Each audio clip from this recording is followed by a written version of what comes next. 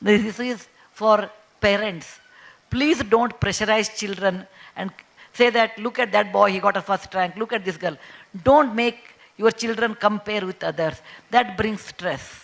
Don't do that. A flower should bloom by itself. Everybody should run their own marathon.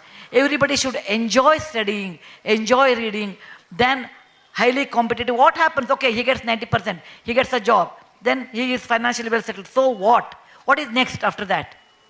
Please remember, it's a 70, 80 years life. The child should learn great habits, good conduct, and enjoy life is more important than getting into the best of the best college. It is not the college. I come from a very ordinary college, my hometown, Hubli, in a very ordinary city.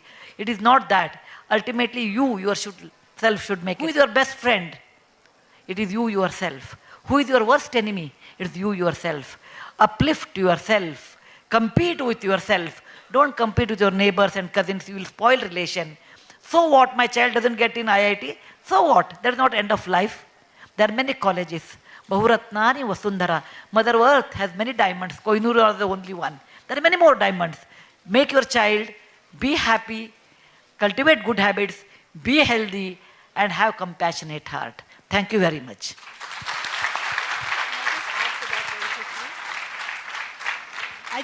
I just want to echo that because I think it's quite powerful, right?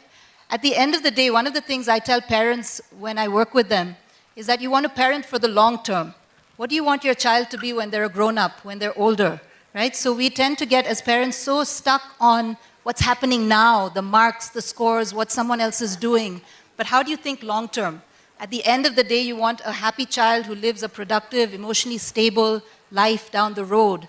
And how does one build that, right? So how do we use literature? How do we use EQ and compassion and kindness and teach those things that will help our kids for life, not just for the next test or the next score.